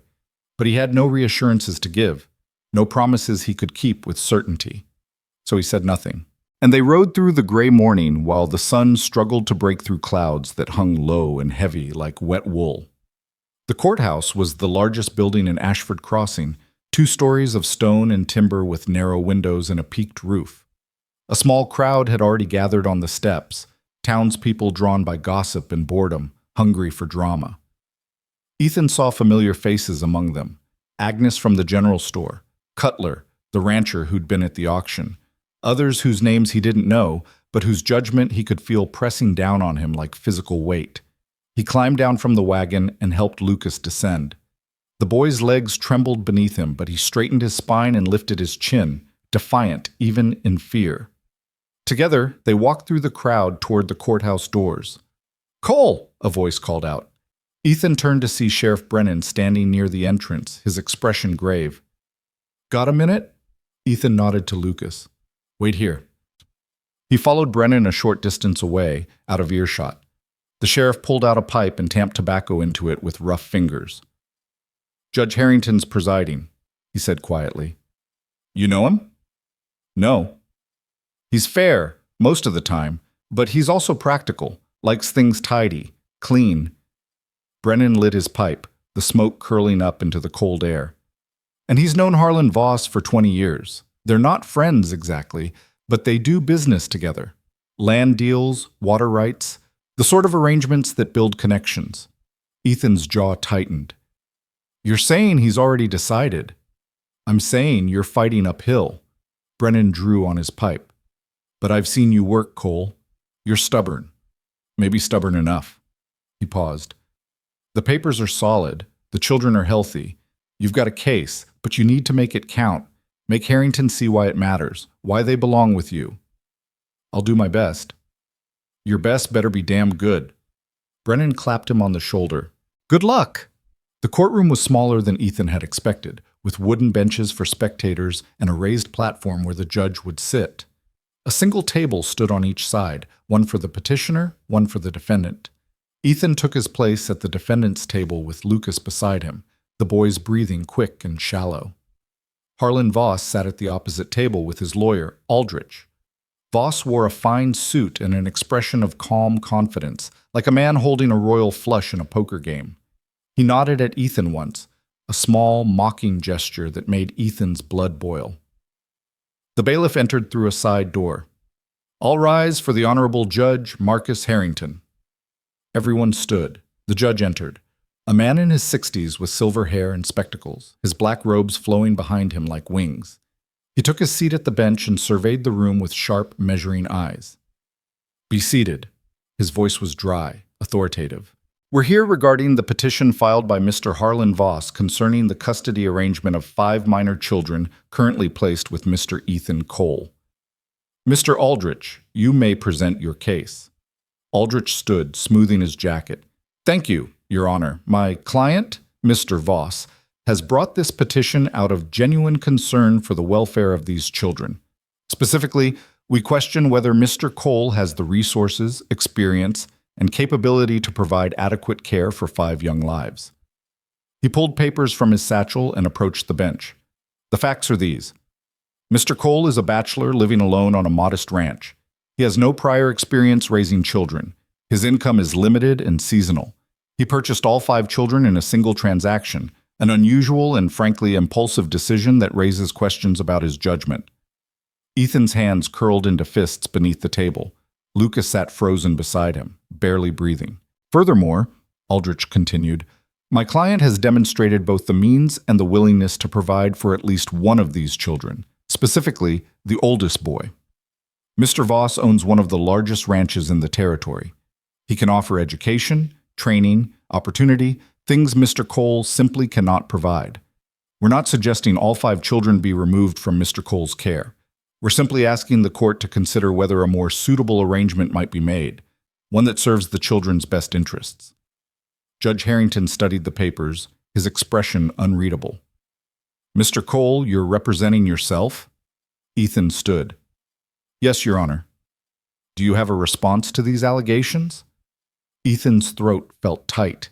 He'd rehearsed this 100 times in his mind, but now, standing before the judge with Lucas beside him and Voss's smug face across the room, the words scattered like ash. He forced himself to speak. "Your Honor, I won't pretend I'm rich. I'm not. I won't pretend I have experience raising children. I don't. But I can provide what they need: food, shelter, safety. And more than that, I can keep them together." "Together," Harrington repeated. "Mr. Voss isn't proposing to separate all 5 children, just one." "Just one is too many," Ethan said. His voice grew stronger. "These children lost their parents. They've been moved from place to place, family to family, never staying long enough to call anywhere home. They've been split up before, and it broke them. I made them a promise that they'd stay together. That's not something I take lightly. Promises are admirable, Mr. Cole, but the court must consider practical matters. Can you honestly say you can provide for 5 children through the winter, through next spring, through the years it will take for them to reach adulthood? I can say I'll die trying, Your Honor. Harrington removed his spectacles and cleaned them with a cloth from his pocket. That's not an answer. It's the only one I have. A murmur ran through the courtroom. Voss leaned back in his chair, that same confident smile playing at his lips. Aldrich stepped forward again. Your Honor, if I may, Mr. Cole's sentiment is touching, but sentiment doesn't put food on the table. We've obtained testimony from several townspeople who've expressed concern about Mr. Cole's ability to manage this situation. Additionally, the winter months are approaching. Ranching becomes increasingly difficult. The likelihood of Mr. Cole's failure increases exponentially. Failure to what? Lucas's voice cut through the courtroom like a knife. He'd stood without Ethan noticing, his hands braced on the table, his face pale but determined. Judge Harrington frowned. Young man, you're not permitted to speak unless called upon. Then call on me, Lucas said. His voice shook but didn't break. I'm the one they want. I should get to say something about it. Harrington studied him for a long moment. Then he nodded. Very well. State your name. Lucas Harlow. And you're the oldest of the 5 children in question? Yes, sir. Do you wish to testify? Yes, sir. Aldrich started to protest, but Harrington waved him off. I'll allow it. Come forward, son. Lucas walked to the front of the courtroom, his legs unsteady. A Bible was produced, and he placed his hand on it, swearing to tell the truth. Then he stood before the judge, small and defiant, a boy facing down a system designed to crush him. Lucas, Harrington said, his voice gentler now. Do you understand why we're here? Yes, sir. That man, he pointed at Voss, wants to buy me, and you're deciding whether to let him. It's not quite that simple, isn't it? Lucas's voice rose. He has money, we don't. He has power, we don't. So he gets to take what he wants, and we just have to accept it.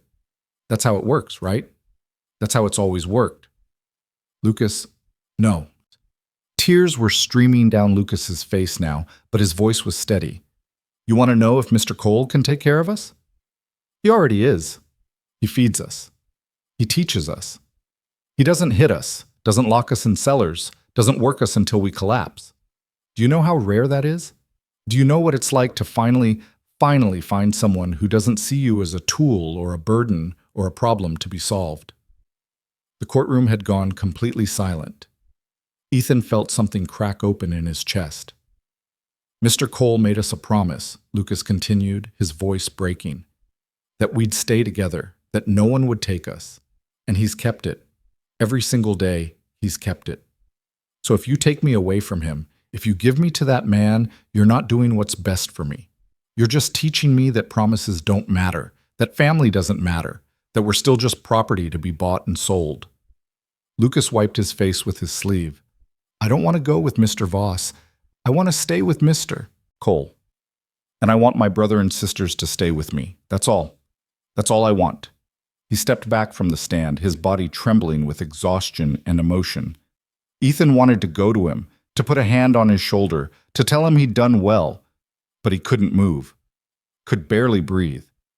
Judge Harrington was silent for a long time, his expression unreadable. Then he looked at Aldrich. Does your client wish to respond? Aldrich conferred with Voss in whispered tones. Then he stood.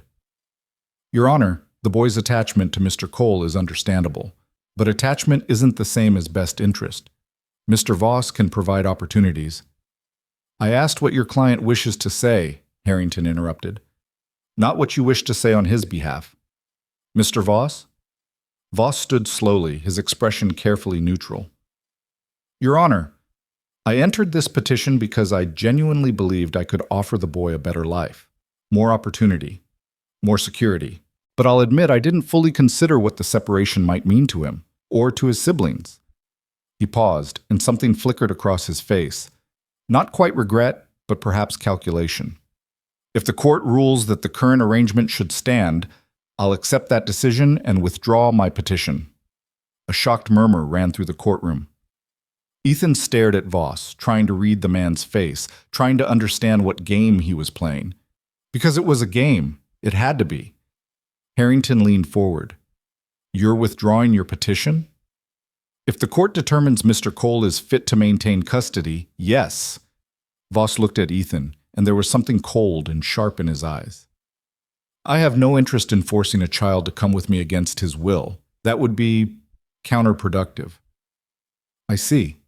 Harrington sat back, steepling his fingers. Mr. Cole, I'd like to ask you a direct question. Can you provide for these children? Not just for the next month or the next season, but for the long term? Can you honestly assure this court that you have the means to see them through to adulthood? Ethan stood. His legs felt like water, but he locked his knees and met the judge's gaze. I have land, I have livestock, I have 2 hands, and the willingness to work until they bleed. Will it be easy? No. Will there be times when it's tight, when I don't know how we'll make it through? Probably, but I'll figure it out. I'll find a way, because that's what you do for family. They're not your family, Mr. Cole. Not legally. They are to me, Ethan said quietly. And that's what matters. Harrington was silent for a long moment. Then he removed his spectacles and set them on the bench. I've heard enough. This court will stand in recess for 10 minutes while I consider my ruling. The bailiff called for everyone to rise as the judge left through the side door. The courtroom erupted in whispered conversations, but Ethan barely heard them. He sank back into his chair, his body shaking with adrenaline and exhaustion. Lucas dropped into the seat beside him, his face buried in his hands. You did good, Ethan said quietly. Real good. Lucas looked up, his eyes red. What if it's not enough? Then we deal with it. Ethan glanced across the room at Voss, who sat calmly conferring with his lawyer. But I don't think we're done yet. 10 minutes felt like 10 hours. Ethan watched the clock on the wall, each tick of the second hand like a nail being driven into wood. Finally, the bailiff returned and called everyone to order. Judge Harrington entered and took his seat, his expression grave. In the matter of the petition filed by Mr. Harlan Voss regarding the custody of 5 minor children, he began, his voice formal and measured. This court has reviewed the evidence, heard testimony, and considered the arguments presented. Ethan's heart hammered in his chest. Lucas gripped the edge of the table so hard his fingers went white. The court finds that while Mr. Cole's situation is not ideal, it is adequate. The children are housed, fed, and cared for. The contracts governing their placement are legal and binding, and most significantly, the children themselves have expressed a clear preference to remain with Mr. Cole. Harrington looked directly at Ethan. Mr. Cole, this court is granting you continued custody of all 5 children. However, I'm ordering quarterly inspections to ensure their welfare. Should conditions deteriorate, or should you prove unable to provide for their needs, this decision can and will be revisited. Do you understand? Ethan could barely speak. Yes, Your Honor. I understand. Furthermore, Mr. Voss's petition is dismissed. No further attempts to remove these children from Mr. Cole's custody will be entertained unless substantial evidence of neglect or abuse is presented. Harrington brought his gavel down once, sharply. This hearing is concluded. The courtroom exploded in noise. Ethan sat frozen, unable to process what had just happened. They'd won. They'd actually won. Lucas made a sound, half sob, half laugh, and turned to Ethan, his face crumpling. Ethan pulled the boy into his arms, holding him tight while Lucas shook with relief and exhaustion. Across the room, Voss stood and walked out without a word, his face a mask of cold fury. Aldrich hurried after him, but Voss didn't look back. The crowd began to disperse, some people shooting sympathetic glances at Ethan, others muttering disapprovingly. Sheriff Brennan approached, his expression gruff but his eyes warm. Congratulations, Cole. You earned this. Thank you. Ethan's voice was hoarse. For everything. Brennan nodded once, then left. Agnes from the general store stopped by, squeezing Ethan's shoulder briefly. Those children are lucky to have you, she said simply. When the courtroom finally emptied, Ethan and Lucas stood alone in the silence. Lucas wiped his face with his sleeve, his breathing still uneven. Can we go home now? He asked quietly. Yeah, Ethan said. Let's go home. They walked out into the cold afternoon air. The sky had cleared while they'd been inside, and pale sunlight slanted through the clouds. The wagon waited where they'd left it, the horse stamping impatiently. They climbed aboard, and Ethan took up the reins. As they pulled away from the courthouse, Lucas spoke again. Why did he give up, Voss? He could have kept fighting. I don't know, Ethan said honestly. Maybe he realized he couldn't win, or maybe he trailed off. Maybe what? Maybe he's planning something else. Ethan glanced at Lucas. We need to stay sharp, stay careful. This might not be over. Lucas nodded slowly. I know, but at least for today we won. Yeah, Ethan said. For today we won. The ride home took hours, but it felt shorter somehow, lighter. They arrived as the sun was setting, painting the ranch in shades of gold and amber. Before the wagon even stopped, the front door burst open and the other children came running. Mara, Noah, Elise, Poppy, their faces bright with desperate hope. What happened? Mara called. Did we? We won, Lucas said, his voice breaking. We're staying. Mara's knees buckled. Noah caught her, and then they were all crying and laughing and holding each other in a tangled mass of relief. Ethan climbed down from the wagon and stood watching them, his throat tight. Poppy broke away from the others and ran to him, wrapping her small arms around his legs. You came back, she whispered. Of course I came back, Ethan said, crouching down to her level. I promised, didn't I? She nodded, her thumb in her mouth, her eyes solemn. You keep promises. I try to. That night, they ate together at the table. A simple meal of bread and soup, but it tasted like celebration. The children talked over each other, asking questions, rehashing every moment of the hearing. Lucas told them about his testimony, about the judge's ruling, about Voss walking out in defeat. And for the first time since they'd arrived, the laughter around the table wasn't tentative or cautious. It was real, full, free. After supper, Ethan sat by the fire while the children played a game Noah had invented involving string and buttons.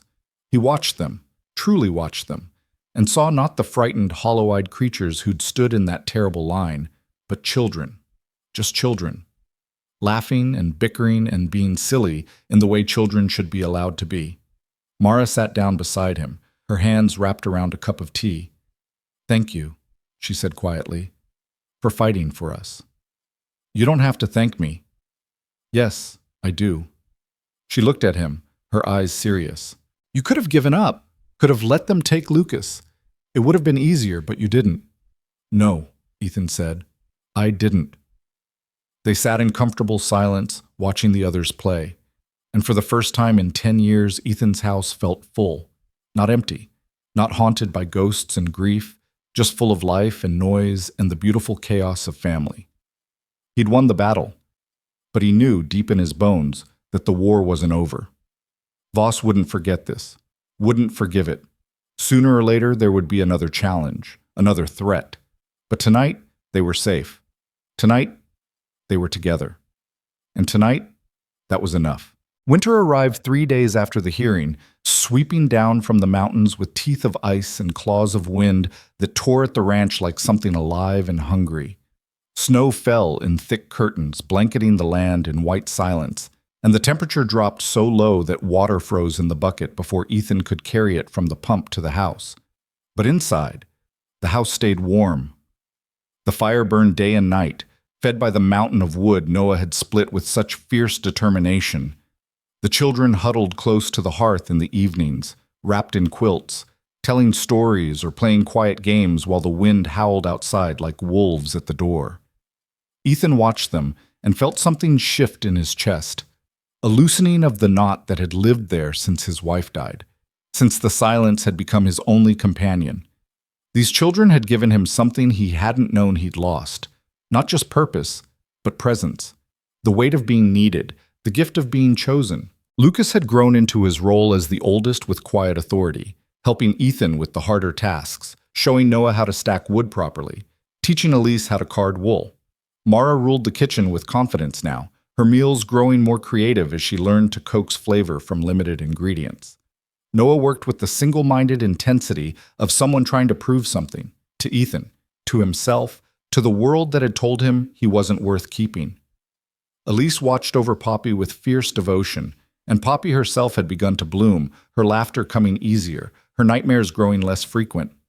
They were becoming whole, becoming healed, becoming family. But Ethan couldn't shake the feeling that the other shoe hadn't dropped yet. Voss had withdrawn too easily, walked away too cleanly. Men like that didn't accept defeat. They regrouped. They planned. They waited for the perfect moment to strike. So Ethan stayed vigilant, kept the rifle close, watched the road, and tried not to let his worry infect the fragile peace they'd built. The first test came 2 weeks into winter, when the quarterly inspection Sheriff Brennan had mentioned arrived in the form of a county official named Morrison, a thin, officious man with a ledger and a perpetual frown. He appeared one gray morning, his horse picking its way carefully through the snow, and knocked on the door with sharp, impatient raps. Ethan opened the door to find Morrison standing on the porch, his nose red from cold, his expression sour. "Mr. Cole, I'm here to conduct the court-ordered inspection. Come in." Ethan stepped aside. "Get warm first, then you can inspect whatever you need to." Morrison entered, his eyes already scanning the room whilst with critical precision. The children had frozen in place, Lucas near the fireplace with a book, Mara at the stove stirring oatmeal, Noah and Elise at the table helping Poppy draw pictures with charcoal on scraps of paper. They watched Morrison with wary, guarded expressions, like rabbits sensing a fox. Morrison pulled out his ledger and began making notes. "How many rooms?" "4 downstairs, a loft upstairs where the children sleep." "Adequate heating?" "Fireplace and stove. We keep them going day and night." "Food stores?" Ethan gestured to the pantry. Morrison crossed to it, opening the door and peering inside at the sacks of flour and cornmeal, the preserved vegetables in jars, the salted meat hanging from hooks. He made more notes, his pen scratching against paper. "Clothing?" "Everyone has winter clothes. Some mended, but serviceable." Morrison turned to the children. "You, boy, come here." Lucas stood slowly, his jaw tight. He approached Morrison with the careful, controlled movements of someone expecting a blow. Morrison studied him with clinical detachment. "Are you fed regularly?" "Yes, sir." "Clothed adequately?" "Yes, sir." "Does Mr. Cole strike you or the other children?" Lucas's eyes flashed. "No, sir, never." "Does he lock you in rooms or deprive you of food as punishment?" "No, sir." Morrison made more notes. Then he turned to Mara. "You, girl, you do the cooking?" Mara lifted her chin. "Yes, sir." "Show me your hands." Mara held out her hands, palms up. They were rough and calloused, but clean. Morrison examined them briefly, then nodded. "You work hard." "We all do," Mara said, "because we want to, not because we have to." Morrison's eyebrow lifted slightly. He turned to Ethan. "The children appear healthy. The house is adequate. Food stores are sufficient for winter." He closed his ledger. "I'll file a satisfactory report with the court." Ethan felt the tension in his shoulders ease. "Thank you." "Don't thank me yet," Morrison said. "I'll be back in 3 months, and every 3 months after that until those children reach majority. If conditions deteriorate, if I see any evidence of neglect or abuse, I'll recommend immediate removal. Are we clear?" "Crystal."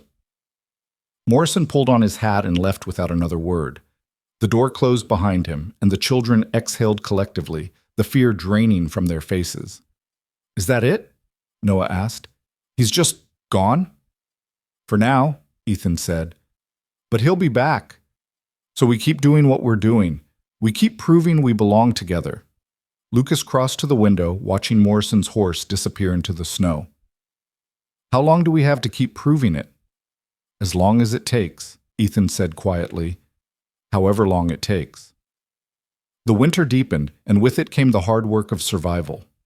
Ethan and Lucas tended the livestock every morning, breaking ice on water troughs, hauling feed through drifts that came up to their knees. The cold was brutal, relentless, but they pushed through it together, father and son, in all but name. One evening, as they were finishing the evening chores, Lucas paused in the barn doorway, his breath steaming in the frigid air. "Can I ask you something?" Ethan looked up from the stall he was mucking. "Sure." "Why did you really do it? Take all of us." Lucas's voice was quiet. "And don't say it's because you couldn't walk away. There has to be more to it than that." Ethan set down his pitchfork and leaned against the stall door. The question deserved an honest answer. My wife and I, we wanted children, planned for them. But she got sick before we could start a family, and then she was gone, and I was alone. He paused. I told myself I was fine with that being alone was easier, safer. But when I saw you five standing there, I realized I'd been lying to myself for 10 years. About what? About what I wanted, what I needed. Ethan looked at Lucas. I needed family. I needed purpose. I needed to matter to someone again. You gave me that, all of you. So when you ask why I did it, that's why. I was saving you. But in a way, you were saving me too. Lucas was quiet for a long moment. Then he nodded slowly. Thank you for telling me the truth. Always, Ethan said. I'll always tell you the truth. They finished the chores in comfortable silence, then walked back to the house together through the falling snow. Inside, warmth and light and the smell of baking bread welcomed them. Mara had made a stew thick with vegetables and chunks of venison from a deer Ethan had shot the week before. They ate together, the six of them, and the conversation flowed easy and natural, punctuated by laughter and the occasional argument that ended in grinning compromise. After supper, Poppy climbed into Ethan's lap while he sat by the fire. She was getting bigger now, her legs longer, her face losing some of its baby roundness. But she still sought him out in quiet moments, still needed the reassurance of his presence. Tell me a story, she said, her thumb in her mouth.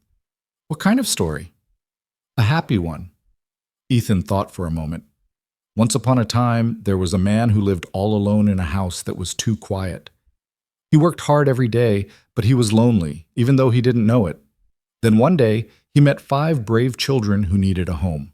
And even though he didn't know how to take care of children, even though he was scared he'd fail, he took them home anyway. And then what happened? Poppy asked, her eyes wide. Then they all learned how to be a family. It wasn't easy. There were hard days and scary moments, but they stuck together. And slowly, the house that had been too quiet became full of life. And the man who'd been lonely wasn't lonely anymore. Is that us? Poppy whispered. Yeah, sweetheart, that's us. She smiled and snuggled closer. I like that story. Me too. As winter wore on, the children began to thrive in ways Ethan hadn't expected. Lucas grew taller, his shoulders broadening, his voice deepening. He read every book in the house twice, then started asking questions about things Ethan didn't know, about science and history and the world beyond the ranch. Mara discovered she had a gift for sewing, mending clothes with tiny, precise stitches, and even making new shirts from salvaged fabric. Noah built things. Small wooden toys for Poppy, a shelf for the kitchen, a stool to help Elise reach the high cupboards. Elise, who'd been so quiet and withdrawn, began to sing while she worked, her voice clear and sweet. And Poppy drew pictures of everything: the house, the animals, the 5 faces she loved most in the world. They were growing, changing, becoming themselves.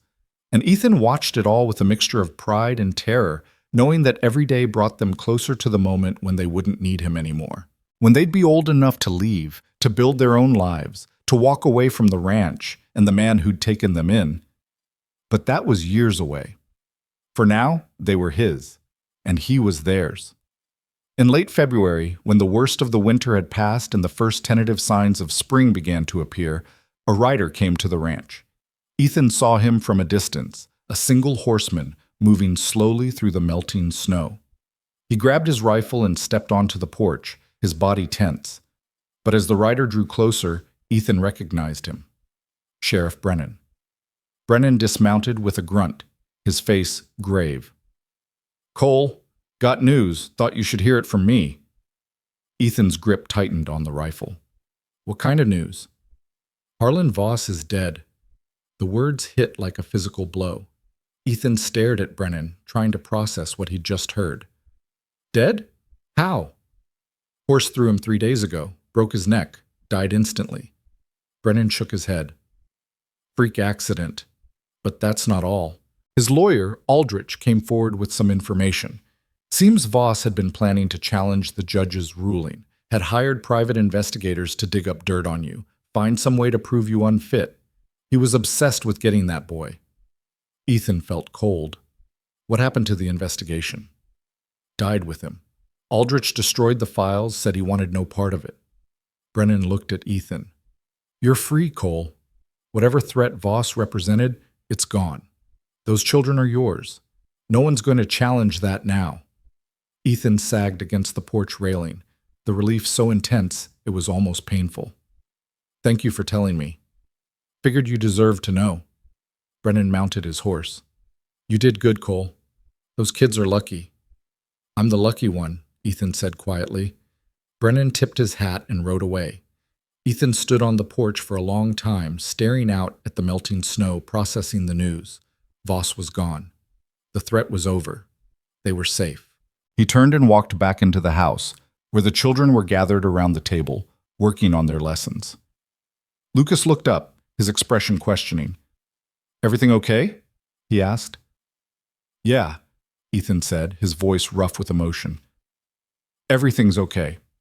Better than okay. We're safe now. For real. Lucas's eyes widened. What happened?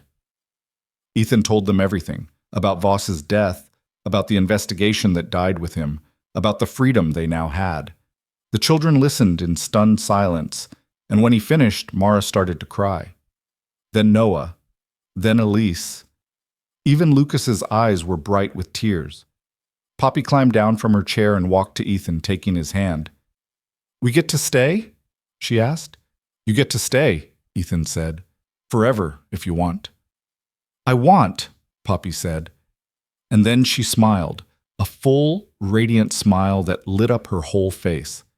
Spring came in earnest after that, the snow melting into rushing streams, the land turning green and alive. Ethan and the children worked together to prepare the fields for planting, to repair the winter damage to the barn and fences, to welcome new calves and foals into the world. The work was hard but satisfying, and they tackled it as a unit, each person contributing what they could. As the days grew longer and warmer, visitors began to arrive. Neighbors Ethan hadn't seen in years, drawn by stories of the man who'd taken in 5 orphans and fought to keep them. Some came with suspicion, others with curiosity, but most came with respect. Agnes from the general store brought fabric and thread. The pastor's wife brought books for the children. Even Cutler, the rancher who'd laughed at Ethan that day at the auction, stopped by with a wagon load of lumber. Heard you could use some help with that barn, Cutler said gruffly. Figured I owed you, for showing me what decency looks like. Ethan shook his hand, speechless with gratitude, and over the next few weeks, with help from neighbors and the tireless work of 5 determined children, the barn was repaired and reinforced, stronger than it had been in years. The quarterly inspections continued, but they became routine, almost friendly. Morrison's reports were consistently positive, and after the 3rd visit, he pulled Ethan aside. I've been doing this job for 15 years, Morrison said quietly. I've seen a lot of placements. Most of them are adequate. But this? What you've built here? This is special. These kids aren't just surviving, they're thriving, and that's rare. Really rare. They're good kids, Ethan said.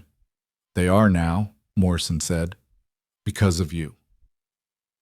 The years began to pass, marked not by tragedy or fear, but by growth and change and the beautiful, ordinary rhythm of life. Lucas turned 16, then 17, growing into a young man with steady hands and a quiet strength that reminded Ethan of himself. He talked about staying on the ranch, about making it his life's work. Ethan didn't push, but he hoped. He hoped hard.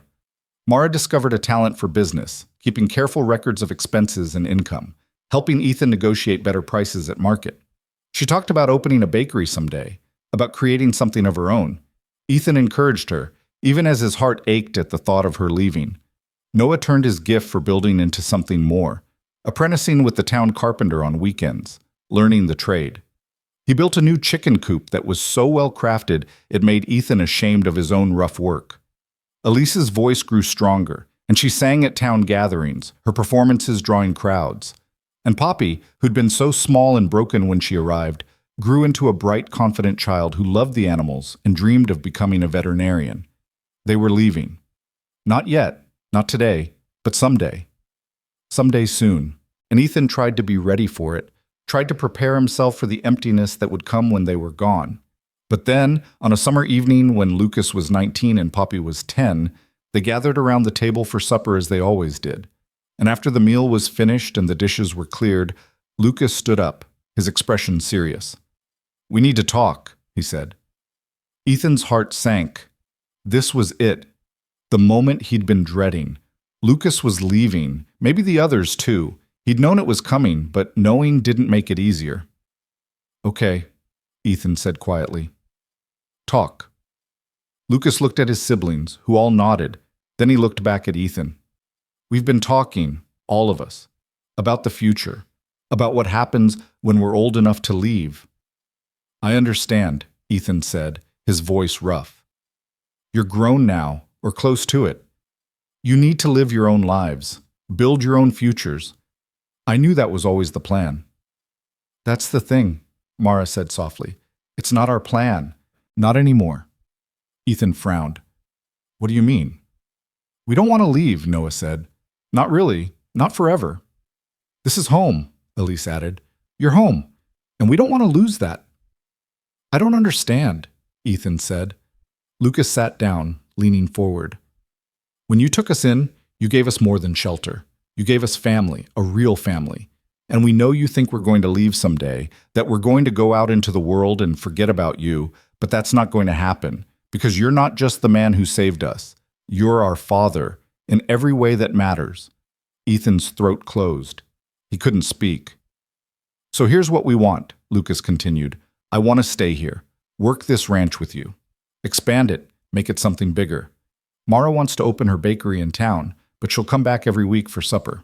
Noah wants to build houses, but he'll build them close enough that he can still help with the harvest. Elise wants to sing, and she will, but she'll always come home between performances. And Poppy?" He smiled. "Poppy's got a lot of years before she decides anything, but she'll always have a place here." "What we're saying," Mara said gently, "is that you're not getting rid of us. Ever. We're family. And family doesn't leave." Ethan looked at them, all 5 of them, these children who'd become his whole world, and felt something break open in his chest. Not pain, but release. The fear he'd carried for so long, the certainty that he'd lose them, crumbled to dust. "You really mean that?" he asked, his voice barely a whisper. "We really mean that," Lucas said. Poppy climbed into his lap, wrapping her arms around his neck. "You're stuck with us," she said solemnly. Ethan laughed, a sound that was half sob, half joy. He held Poppy tight and looked at the others, at the family he'd built from dust and desperation, and a promise he'd been terrified he couldn't keep. "I can live with that," he said. The years continued to unfold, gentle and full. Lucas stayed on the ranch just as he'd promised, and together he and Ethan expanded the operation, buying more land, increasing the herd. They worked side by side from dawn to dusk, and in the evenings they sat on the porch and talked about everything and nothing, the way fathers and sons do. Mara opened her bakery and made it a success, her breads and pastries famous throughout 3 counties. She came home every Sunday for supper, filling the house with laughter and gossip from town. Noah built his houses, each one more beautiful than the last, and brought his wife and children to visit so often that Ethan added extra rooms to accommodate them.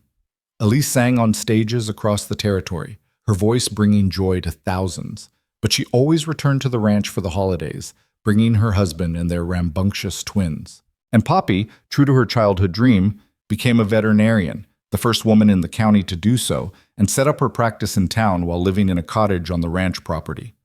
The house was never empty again. It was full of life, children running through the rooms, grandchildren climbing the apple trees out back, great-grandchildren learning to ride the gentle horses in the pasture. The line that had stood so rigid and hopeless that day in Ashford Crossing had become a family tree, branches spreading wide, roots running deep.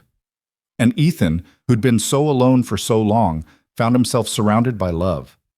Not the love he'd lost when his wife died, but a different kind.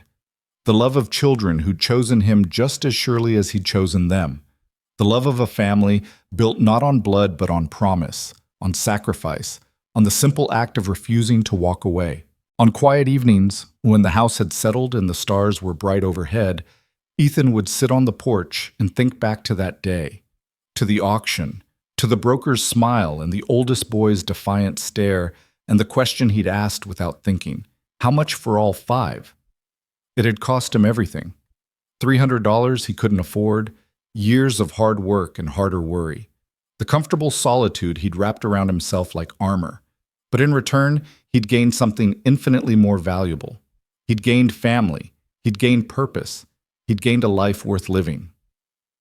And when Ethan Cole finally passed, decades later, surrounded by the faces of the people he loved most in the world, his last thought was simple and true. He'd kept his promise. All of them. Together. Until the very end. The ranch still stands today, passed down through generations, a testament to the man who chose 5 frightened children and the family they built together. In the main room above the fireplace hangs a photograph taken years after that fateful day in Ashford Crossing. It shows Ethan surrounded by 5 faces, no longer hollow with fear, but bright with joy and belonging. They're holding hands in that photograph. All of them. The way they did that first day when Lucas reached out and his siblings took hold, and they followed a stranger home through the dust and the doubt. They took his hand. And he kept his word. That's what family does. That's what love is. Not the easy kind that comes without cost, but the hard kind that's built from promises kept in the face of impossible odds. The kind that says, I will fight for you. I will stand with you. I will not let you go. The kind that transforms strangers into fathers and orphans, into children and a house, into a home. Ethan Cole didn't buy children that day in Ashford Crossing. He chose family, and family, once chosen, is forever.